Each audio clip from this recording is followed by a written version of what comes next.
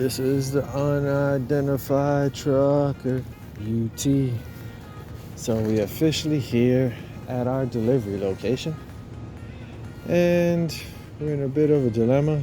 They stopped receiving at 3, but they supposed to have somebody here later on or throughout the night that can possibly take this load. So hopefully we get lucky. Already unstrapped the load. As you can see, got dumpsters over there in the front. There we go. And we're gonna have to jackknife it back into this spot.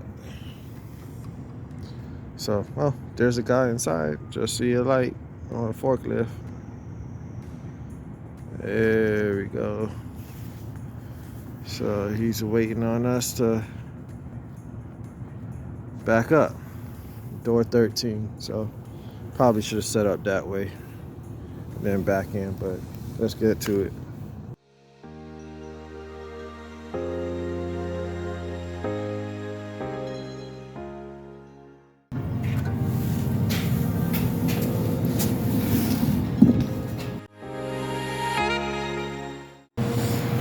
Back with you guys again. So we're inside the warehouse. We have to stay in here to get unloaded.